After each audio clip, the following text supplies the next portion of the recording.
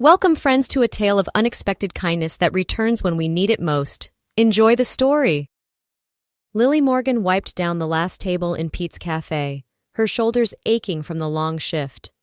The fluorescent lights of the small Oak Ridge establishment flickered slightly as the evening crowd thinned to nothing. Through the large front windows, she could see darkness settling over Connecticut's autumn landscape. "I'm heading out, Lily. You need anything before I go?" asked Marge, the elderly cleaning lady, wheeling her cart toward the supply closet. "No thanks, I'm good. Just waiting for Jason to pick me up," Lily replied, mustering a smile despite her exhaustion. When the door closed behind Marge, silence enveloped the cafe. Lily sank into a chair by the window, pulling out her phone to check the time. 7:45 p.m. Jason was running late, again. She massaged her temples, feeling the weight of her relentless schedule crushing down. 5 hours of sleep last night, 6 hours the night before. For weeks now, she'd been rushing from her day job at the cafe to her night shift at the 24-hour car wash down the street, scrubbing strangers' vehicles until her fingers were raw and red. "Just a little longer," she whispered to herself. "Just until Mom gets better." The thought of her mother, bedridden and dependent, sent a pang through Lily's chest. Every morning was the same routine: help Mom up, wash her, prepare breakfast, portion out cafe leftovers for the day's meals, then rush to work. No weekends, no holidays, just endless grinding labor.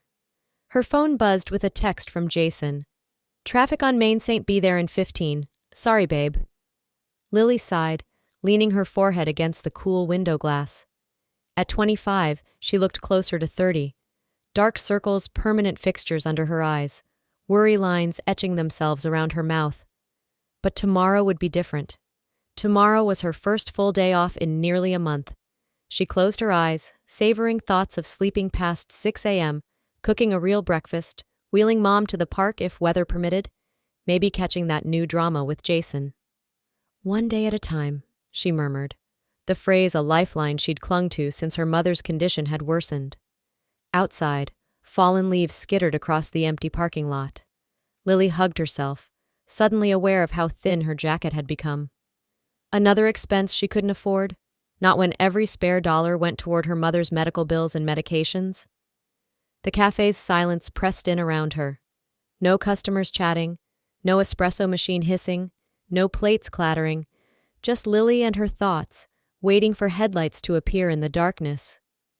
Her attention drifted to the dumpsters at the edge of the lot. A movement caught her eye, a figure in the shadows. Then another, smaller one. Lily sat up straight, squinting through the window. An elderly man in a rumpled suit was lifting the dumpster lid, while a young boy, no more than 6 years old, stood shivering beside him. Lily watched in disbelief as the old man methodically opened trash bags, his weathered hands sifting through discarded food containers. The little boy stood close by, shoulders hunched against the evening chill, his eyes darting nervously around the parking lot. "Oh, God," she whispered, her own hunger pangs forgotten. She grabbed her coat and keys, hurrying outside before she could second-guess herself. The autumn air bit through her thin jacket as she approached the dumpsters. "Excuse me?" Lily called gently. The old man startled, quickly wiping his hands on his trousers. Despite the grime on his fingers, Lily noticed his clothes were surprisingly good quality, just rumpled and damp from the earlier drizzle. He grabbed the boy's hand, turning to leave. "Wait, please!" Lily stepped forward. "I work here at the cafe. We have leftover food inside. Would you like to come in and have something to eat?" The man hesitated, exchanging a glance with the boy. The child's hopeful eyes made the decision for him. "That's very kind," he said, his voice carrying an unexpected refinement that didn't match their current situation. Lily led them through the back entrance to the staff room, flipping on lights as she went. The room was modest but comfortable, a small round table with chairs, a worn couch, and a microwave in the corner. "Please, sit down," she said, gesturing to the table. "I'll warm something up." As she retrieved containers from the refrigerator, Lily realized she was giving away tomorrow's lunch and dinner for her mother and herself. But looking at the boy's thin face, she couldn't bring herself to care. "I'll need to make everything from scratch tomorrow," she thought, mentally calculating how early she'd need to wake up. But we'll manage. While they washed their hands in the small bathroom, Lily heated rice with fish, vegetable salad, triangular slices of pizza, cheesecake, chocolate cake, and filled 2 glasses with cranberry juice. She arranged everything on the table, the aroma of warm food filling the small space. "Please, help yourselves," she said, stepping back. The little boy looked to his grandfather for permission, before eagerly reaching for a pizza slice. The old man's eyes glistened with unshed tears. "What happened to you two?" Lily asked gently, leaning against the counter. "Do you need help getting home?" The grandfather's explanation was confusing and contradictory. First, he mentioned a flooded apartment, then switched to a story about their house being destroyed and looted. Lily nodded sympathetically, not pressing further when she noticed his growing agitation. As they ate, her phone buzzed. Jason had finally arrived. "I need to go now," she said, gathering some pastries into a paper bag. "Please take these with you?" The boy smiled for the first time. "Thank you, miss." "Yes, thank you," the grandfather echoed, that same dignity in his voice despite their circumstances.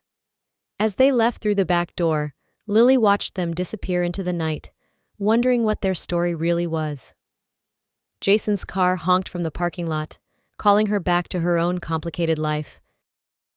Sunlight streamed through Lily's bedroom window, creating patterns on her faded comforter. For once, no alarm had jolted her awake. She stretched luxuriously, savoring the rare sensation of waking naturally. 9:30? She murmured, glancing at her bedside clock with disbelief. She couldn't remember the last time she'd slept past 6. The previous night with Jason had ended quietly. He'd noticed her distraction as she recounted the strange encounter with the old man and boy, but hadn't pressed her about it. After dropping her home, he'd kissed her goodnight with a promise to pick her up for the movie later. Now, as Lily padded to the kitchen, she felt lighter than she had in weeks. The cramped apartment she shared with her mother was peaceful, morning sun transforming even its shabbiest corners. "Mom, you awake?" she called softly, putting on coffee. "Been up for an hour," came the reply from the small bedroom across the hall. "Was enjoying the quiet, didn't want to wake you." Lily smiled, bringing her mother a steaming mug. Ellen Morgan sat propped against pillows, a paperback novel open on her lap. Despite her medical issues, she maintained a dignified presence, her gray-streaked hair neatly combed. "I made those pancakes you like," Lily said, helping her mother sit up straighter. "And I thought maybe we could try the park today? Weather's perfect." Ellen's eyes brightened. "That would be wonderful, sweetheart."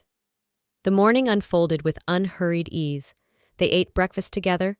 Lily prepared a simple lunch, and by noon, she was carefully helping her mother into the second-hand wheelchair they'd purchased 2 years ago when Ellen's condition had deteriorated. The neighborhood park was only 2 blocks away, but they rarely made the trip. Today, under a canopy of autumn leaves, Ellen's face glowed with simple pleasure as they followed the paved path around the small pond. "Remember when I taught you to feed ducks here?" Ellen asked, watching a mallard family paddle near the shore. "You were so worried I'd fall in," Lily laughed.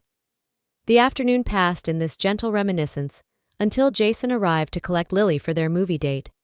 Ellen shooed them off with a smile, insisting she'd be fine alone for a few hours with her books and television. The theater was nearly empty for the afternoon showing. As the drama unfolded on screen, Lily found herself unexpectedly moved, tears streaming down her face during scenes that left other patrons dry-eyed. Jason squeezed her hand, understanding without words that she was releasing weeks of pent-up emotion. "You needed this," he said later as they drove home, the setting sun painting Oak Ridge's modest skyline in gold. A day to just be yourself. That night, after settling her mother in bed, Lily lay spread eagle across her mattress, arms and legs extended like a starfish. The ceiling fan rotated slowly above her. She made no move to check her phone, set her alarm, or prepare tomorrow's uniform. For these precious moments, she simply existed, breathing in the silence, her mind mercifully blank. The harsh blare of Lily's alarm shattered her peaceful interlude all too soon. Reality rushed back as Monday arrived with its familiar demands. Her muscles protested as she dragged herself from bed, yesterday's respite already feeling like a distant dream. The morning routine resumed, helping her mother, preparing meals, rushing to the cafe. Days blurred together again, punctuated by exhausting shifts and 2 brief moments of sleep. "You look dead on your feet," remarked her coworker Tina on Thursday afternoon. "When's your next day off?" Lily shrugged, balancing a tray of dirty dishes. "Maybe next week, if I'm lucky." When she turned her key in the apartment door that evening, something felt immediately wrong. The television wasn't playing Ellen's usual game show, no smell of the herbal tea her mother always brewed in the afternoon. "Mom!" Lily called, dropping her bag by the door. The silence lasted 1 heartbeat too long before a weak voice responded from the living room floor. "Lily? I fell." Her mother lay crumpled beside the coffee table, face contorted in pain, her right leg bent at an unnatural angle. The wheelchair had tipped sideways several feet away. "I was trying to reach the remote," Ellen explained through gritted teeth. "I thought I could manage just a few steps." Lily's emergency call brought paramedics within minutes. They stabilized Ellen's leg and carefully loaded her into the ambulance, their faces professionally neutral as they assessed the situation. "I'll follow right behind you," Lily promised, squeezing her mother's hand before the ambulance doors closed. Oak Ridge Community Hospital was fluorescent bright and antiseptic sharp. Hours crawled by as Ellen underwent x-rays and examinations. Lily paced the waiting room, calling Jason, who arrived with coffee and silent support. Finally, near midnight, Dr. Reeves appeared with a tablet showing Ellen's scans. "It's a complex fracture," he explained, indicating the jagged break on the image. "Given your mother's existing condition, we're concerned about complications. She needs surgery as soon as possible." Lily nodded, trying to process his words through her fog of exhaustion. "What about insurance?" she asked, her voice small in the empty waiting room. The doctor's expression shifted subtly. "I understand there's no coverage for this procedure." "How much will it cost?" Lily could barely force out the question. When he named the figure, the room seemed to tilt beneath her feet. Jason steadied her with a hand on her shoulder. "There aren't any assistance programs she qualifies for?" he asked. "Not for immediate surgery, no," Dr. Reeves replied. "We can discuss payment plans, but the hospital will require a significant deposit before scheduling." Later that night, Lily sat cross-legged on her bed, piles of cash and bank statements spread before her. She counted her savings again and again, as if the numbers might magically change. They didn't. She was thousands short, might as well have been millions. Morning found Lily still awake, red-eyed and hollow. The scattered bills and coins remained on her bedspread, mocking her with their inadequacy. She'd called everyone she could think of, distant relatives, old friends, even her estranged father, but had come up empty-handed. "I'll get a loan," she decided, pushing herself off the bed. "I'll figure out how to pay it back later." At the hospital, Ellen tried to smile through her pain. "Don't worry so much, sweetheart. Maybe they can just set it without surgery." Lily squeezed her mother's hand. "The doctor says it's not that simple, but I'm handling it, okay? You focus on feeling better." She didn't mention the bank appointment she'd scheduled for her next day off. Ellen had spent years protecting her. Now it was Lily's turn to shield her mother from harsh realities. Back at the apartment, Lily methodically listed her options. Jason was already drowning in payments for his father's debt, a loan his father had convinced him to take out, promising to make the payments himself before disappearing. Her own father had remarried years ago and was raising 2 children. She couldn't bring herself to ask him for money. Her grandmother lived on a modest pension that barely covered her own needs. Friends were struggling with their own financial problems. "First thing Monday, I'll talk to the bank," she told Jason over the phone. "I'll work extra shifts, maybe find a 3rd job." "Lily, you're already running yourself into the ground," he protested gently. "What choice do I have?" The edge in her voice silenced him. The weekend passed in a blur of hospital visits and double shifts. By Sunday evening, bone-deep exhaustion had settled into Lily's body. She'd been called to the cafe to collect some forgotten keys from a coworker. Walking back through the rundown apartment complex, she barely registered her surroundings until an unusual sound caught her attention: the purr of a luxury engine. A sleek black SUV with tinted windows and vanity plate, 555 inches, cruised slowly through the potholed parking lot. "Now there's something you don't see around here," Lily murmured to herself. The vehicle looked wildly out of place among the battered sedans and rusting pickup trucks that populated Oak Ridge's struggling district. Someone with serious money had found their way to this forgotten corner of Connecticut.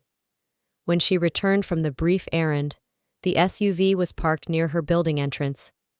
Even more surprising was the woman standing beside it, elegant in a tailored dark green coat, leather gloves, and designer heels that made Lily acutely aware of her own worn sneakers. Their eyes met briefly before Lily pushed through the building's front door, the stranger following close behind. Together they waited for the elevator in awkward silence, the contrast between them almost comical. As the doors closed, the woman's expensive perfume filled the small space. 9th floor, they both reached for the same button. "You live on 9?" the woman asked, her voice smooth and cultured. "Apartment 903, Lily replied, curiosity overcoming her exhaustion. "How interesting," the woman smiled. "I believe I'm looking for you." "Looking for me?" Lily echoed, her tired mind struggling to process the stranger's words. "I don't understand." The elevator doors opened to the 9th floor, and both women stepped out. "My name is Teresa Blackwood," the elegant woman said, extending her hand. "And you must be Lily Morgan." Lily hesitantly shook her hand, noticing the softness of the woman's leather gloves against her work-roughened fingers. "How do you know who I am?" she asked, fishing her apartment keys from her pocket. Teresa smiled. "You served my son and father-in-law at your cafe last week. The little boy and elderly gentleman you found." She paused delicately. "By the dumpster." Recognition dawned on Lily's face. "The boy and his grandfather. Are they okay?" "They're fine now, thanks in large part to your kindness." Inside her apartment, Lily hurriedly cleared textbooks from the couch, acutely aware of the worn furniture and water stains on the ceiling. Teresa sat gracefully, seeming not to notice the apartment's shortcomings. "I want to explain what happened," Teresa began. "My father-in-law, Edward, has dementia. Sometimes he becomes convinced our home is unsafe and tries to escape." She removed her gloves, revealing a diamond wedding ring that caught the light. "That day, he managed to reach my son's new daycare center. The staff didn't know about his condition and let Max leave with his grandfather. They were gone for 2 days," she continued, her composed voice finally cracking. "We searched everywhere. The police were involved.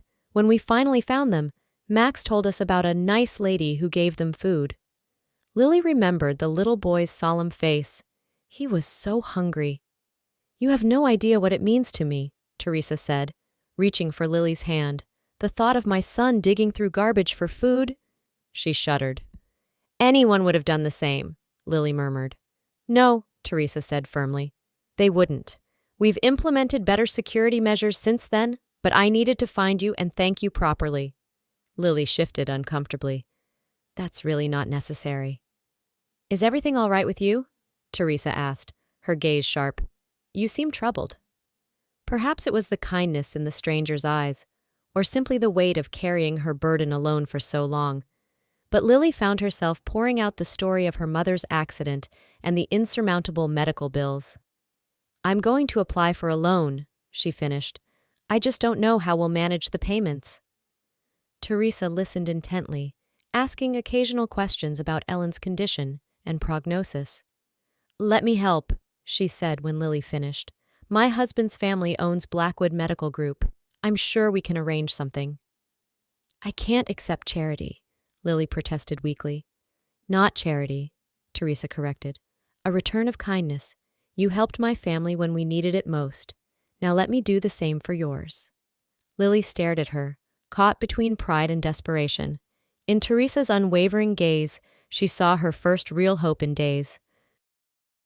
"I don't understand," Lily said, staring at Dr. Reeves in the hospital corridor 3 days later. "What do you mean it's all been arranged?" The doctor smiled, tapping his tablet. Your mother's being transferred to Blackwood Medical Center this afternoon. They'll perform the surgery tomorrow morning. But the cost has been covered, he finished, including post-operative care and rehabilitation. Lily gripped the wall for support. Teresa had taken her number that night, promising to see what she could do. Lily had nodded politely, not really believing anything would come of it. Why would a stranger take on such an enormous financial burden? Is this real? She whispered. Very real, Dr. Reeves confirmed.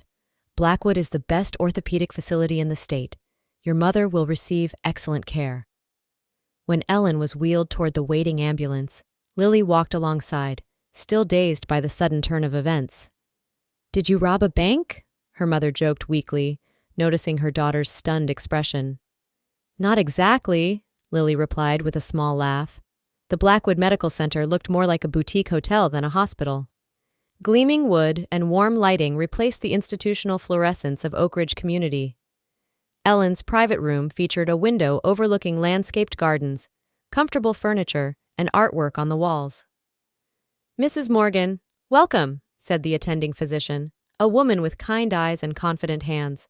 We'll be taking excellent care of you.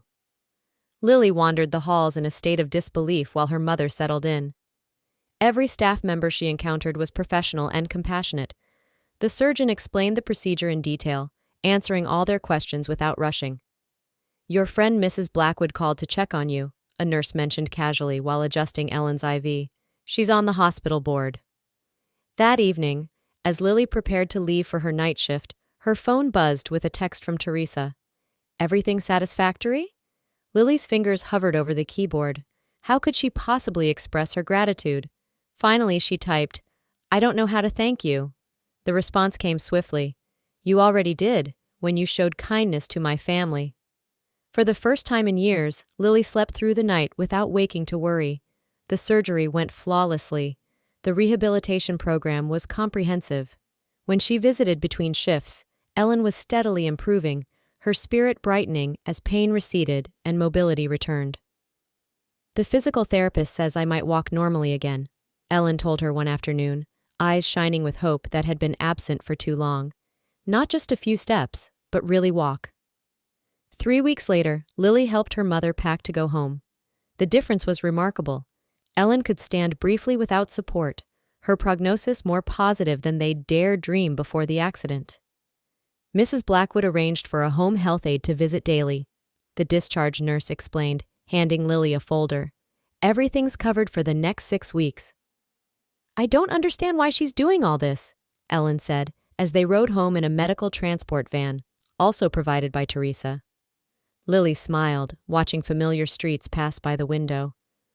Sometimes kindness comes back to you in ways you never expect. The crisp October breeze rustled through Oak Ridge Park as Ellen took measured steps along the paved path, her hand resting lightly on Lily's arm for balance. 6 months ago, I couldn't have imagined this, Ellen said, pausing to watch a pair of squirrels chase each other up a maple tree. Just walking on my own. Lily smiled, remembering the wheelchair that now gathered dust in the apartment's storage closet. In the months since the surgery, Ellen's recovery had exceeded everyone's expectations.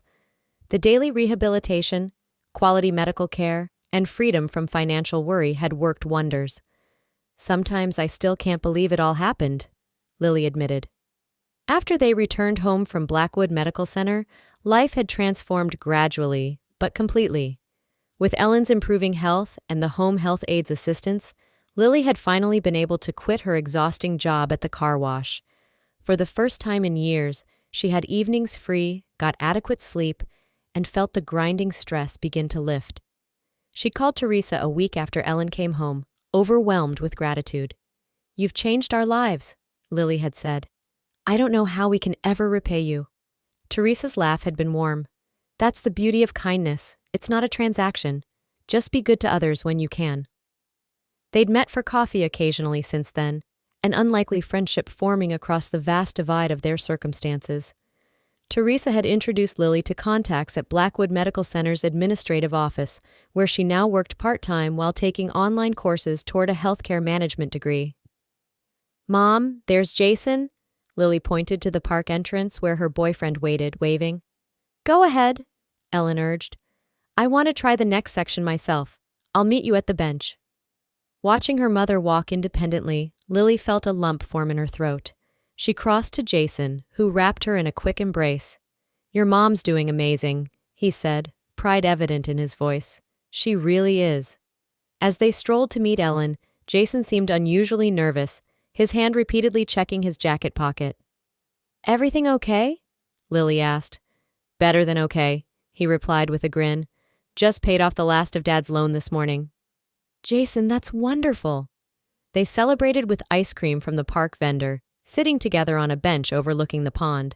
Ellen excused herself to chat with a neighbor, giving them a moment alone. I've been thinking, Jason said, taking Lily's hand. Now that I'm finally free of that debt, maybe we could start looking at apartments together. Something a little nicer, closer to your new job? Lily's heart skipped. You mean move in together? He nodded, suddenly shy. I've been saving. Not much yet, but enough for a security deposit. We could help your mom get set up somewhere nearby. She's independent enough now. I'd like that, Lily said softly, leaning her head against his shoulder. As the afternoon sun painted golden streaks across the water, Lily watched a young mother helping her small son feed the ducks. The little boy laughed, his joy uncomplicated and complete. For a moment, she thought of Max and wondered how he and his grandfather were doing. Teresa had been right. Kindness wasn't a transaction. It was a circle, somehow finding its way back when you least expected it.